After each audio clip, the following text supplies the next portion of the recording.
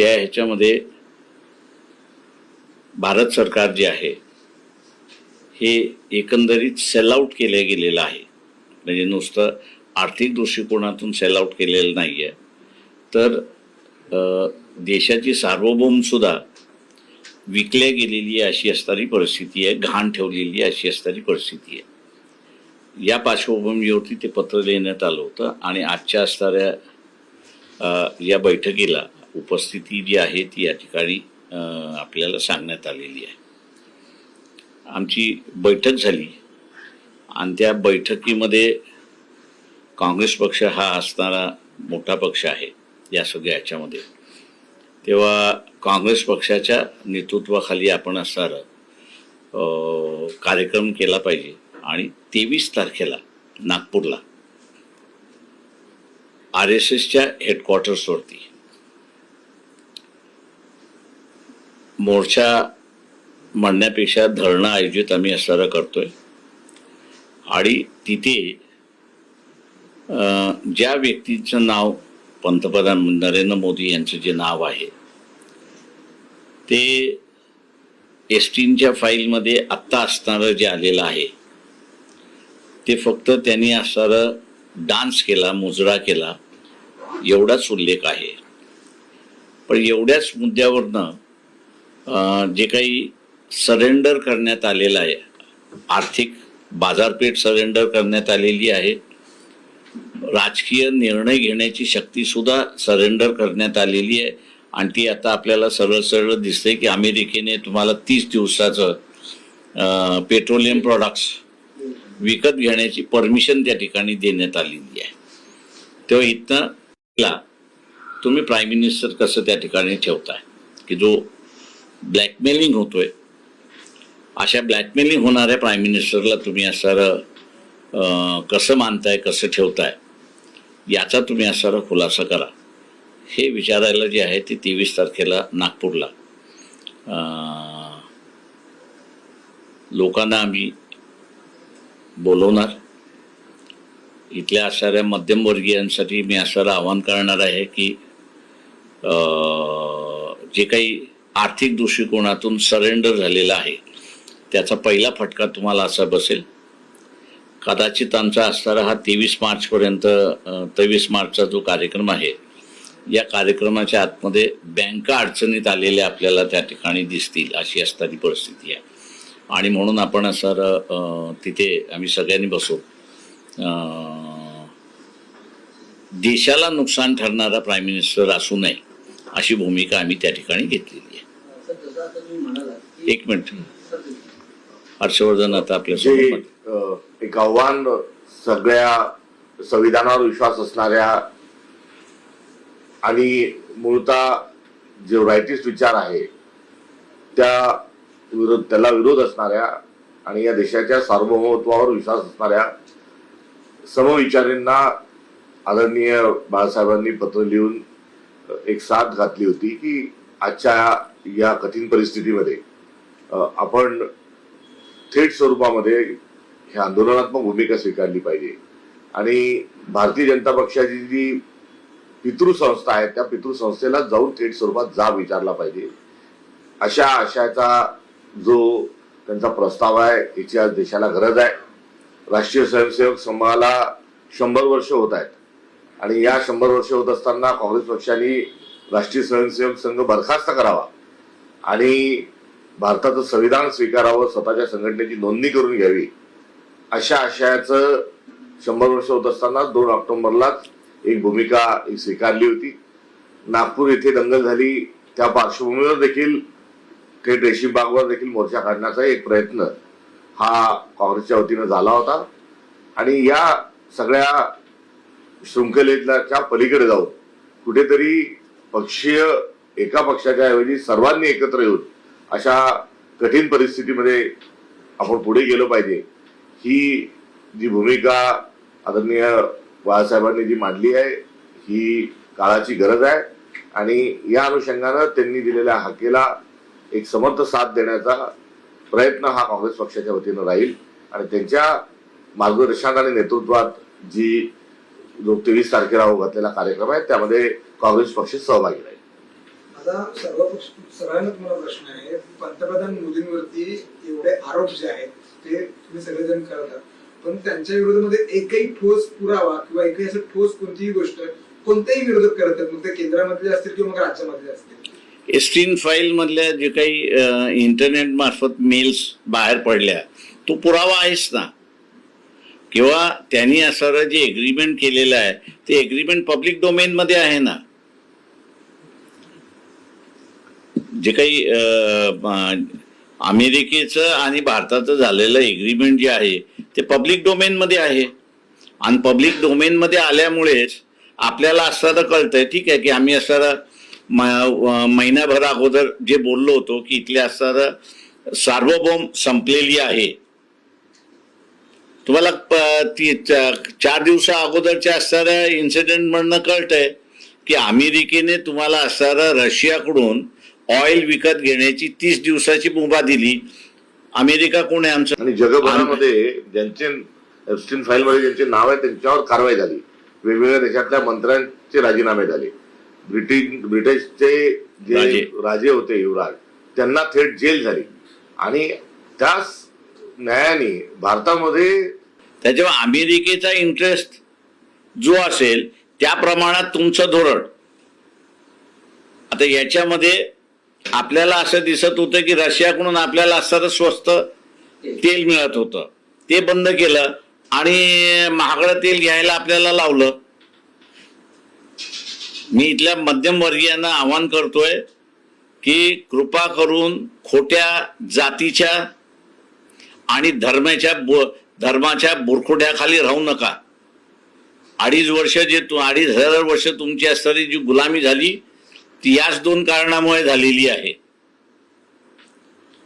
आणि आज असणारं भारतीय जनता पक्ष हाच प्रचार करतोय की जातीय वर्चस्व आम्ही पुन्हा प्रस्थापित करतोय.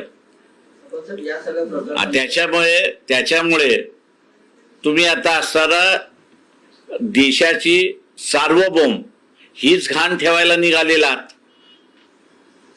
या सगळ्या प्रकरणामुळे स्वातंत्र्यानंतर भारताने जे काही कमवलं होतं आंतरराष्ट्रीय दर्जावर, इतर देशाचे त्यांचे जे संबंध होते, म्हणजे आता जर आपण पाहिलं रशियाचं जर उदाहरण दिलं, रशियाचे आपले संबंध आता पूर्णपणे बिघडत चालले.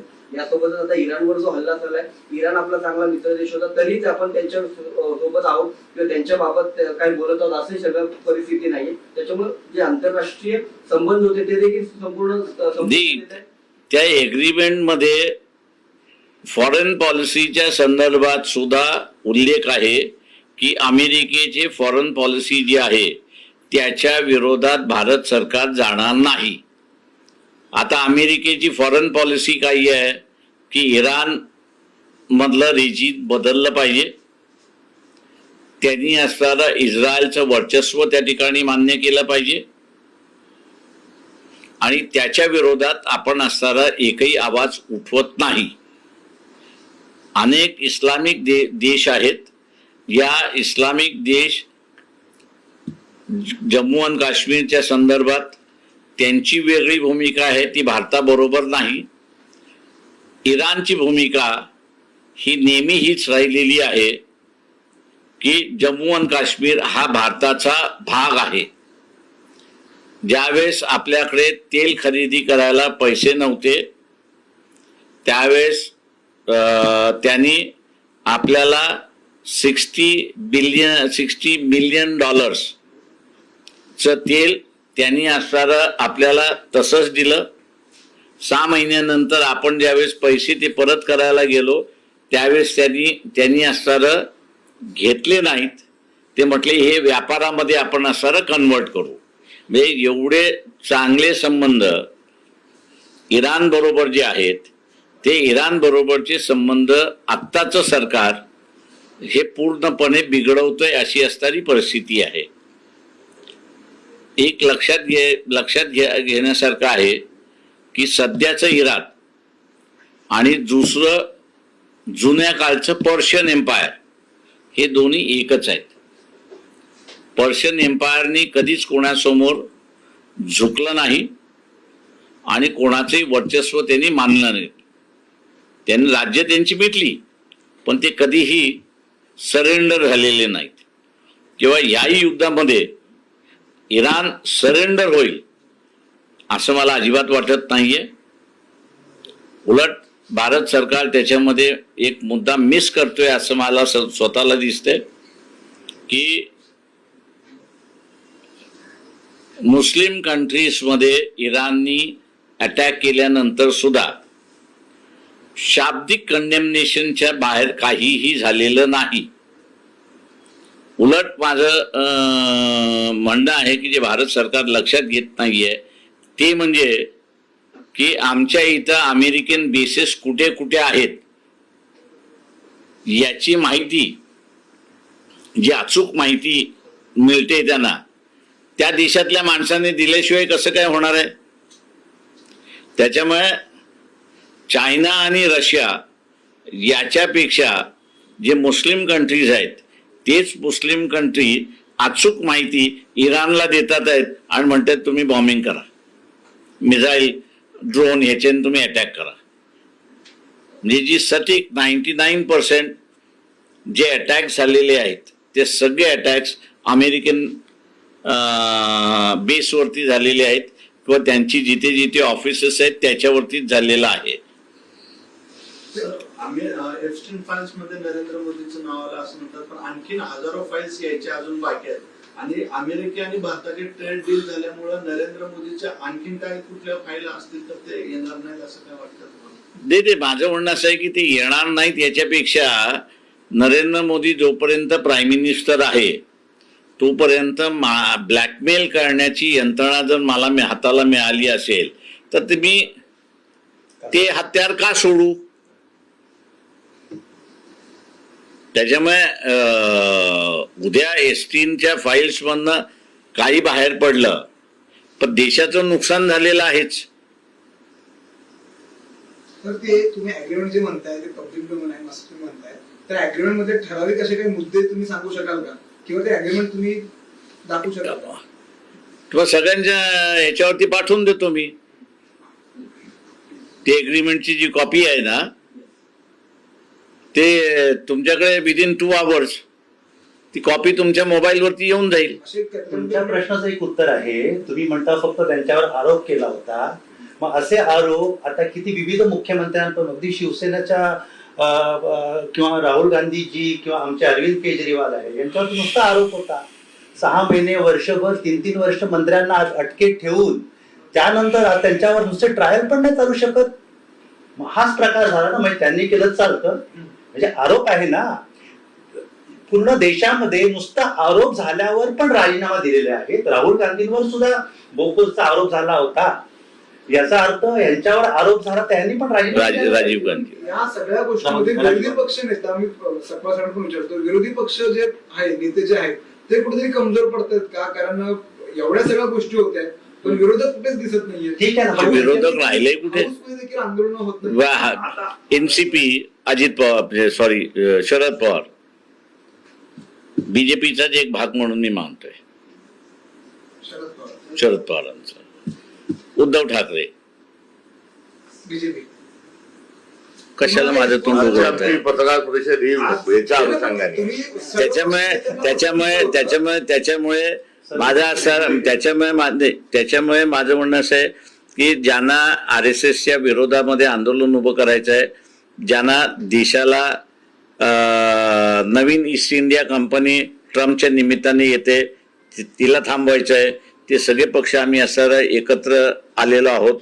आणि त्यांचा कार्यक्रम असा आहे की 23 मार्चला आम्ही RSSच्या हेडक्वार्टर्सवरती मोर्चा काढणार. तुमचा मित्र पक्ष असणार काय सोबत? उद्धव ठाकरे तुमच्या सोबत नाही. निमंत्रण देऊ ना आम्ही, निमंत्रण देऊ, येतात का बघू. तुम्ही जेव्हा पत्र लिहिलं तेव्हा त्यांना उद्धव ठाकरे पत्र नव्हतं लिहिलं? नाही, कारण समजू शकेल आम्हाला की का नव्हतं लिहिलं वगैरे? तुम्हाला मी सांगितलंच, रिपीट करत नसतो मी. थँक्यू. राहुल गांधींनी या मुद्द्यांवर गेल्या अनेक महिन्यापासून म्हणजे एप्स्टीन फाईल यांच्या आधीपासून हे सगळे आरोप केले होते. रशियासोबत तेल खरेदी बंद केली जाईल, अमेरिका ज्या प्रकारे परराष्ट्र धोरण स्वीकारेल त्यानुसार पंतप्रधानांना राबवावं लागेल, या प्रकारचे आरोप सातत्याने करतात. या सगळ्या विषयावर काँग्रेसची असणारी भूमिका ही दिल्लीपासून तर थेट गल्लीपर्यंतची जी आहे ती आपल्या सर्वांपुढे आहेच. कालच्याही पदयात्रेच्या अनुषंगाने आपण ज्या बातम्या प्रकाशित केल्या त्या याच आशयाच्या आहे. तुर्तास इथे एप्स्टीन फाईल किंवा अन्य जे विषय आहे हे आपल्या ठिकाणी आहेत, ते मुळाशी आहेत. मूळ मुद्दा हा 23 तारखेला राष्ट्रीय स्वयंसेवक संघावर जो आम्ही कूच करून जात आहोत आणि या सगळ्या देशामध्ये जी अनैतिकता जी आता रसातळाला गेलेली आहे या संदर्भामध्ये जो कार्यक्रम आहे त्या अनुषंगाने आम्ही इथे एकत्रित आलेलो आहोत. जी भूमिका बाळासाहेबांनी घेतली त्या भूमिकेला समर्थन देण्याकरता आलो. त्यातला इतर जे काही राजकीय काही बाह्य किंवा इंडिया याचा कुठेही संबंध नाही.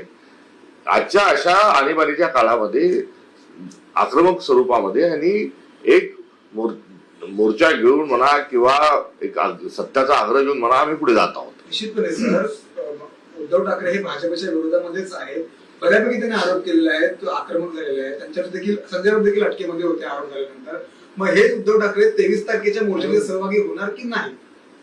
या निमंत्रण देऊ, त्यांच्यावरती यायचं की न यायचं शरद पवारांच्या मला वाटतं येतील. शरद पवारांकडे आम्ही देणार नाही. आणि सर आंदोलनाचं स्वरूप कसं असणार आहे, म्हणजे प्रत्येक जिल्ह्यामधून ते आम्ही 23ला पहिल्यांदा हे करू, त्याच्यानंतर पुन्हा आम्ही बैठक घेऊ आणि त्याच्यानंतर मग हे जिल्ह्यामध्ये म्हणा किंवा देशभर कसं स्प्रेड आउट करायचं त्याचा आराखडा आम्ही ठरवू. 23 तारखेला एकच दिवस हा ते 1 तारखेला. सर, एक वेगळा मुद्दा आहे. 2015ला गोवंश हत्याबंदी कायदा काढण्यात आला. मात्र आजही राज्यभरामध्ये खास करून जर आपण पाहिलं तर मुंबईमध्ये देखील गोवंश मिळते आणि त्याबाबत लपून जे आहेत. थँक्यू. मला वाटतं आपण इथपर्यंतच मर्यादित राहू. थँक्यू.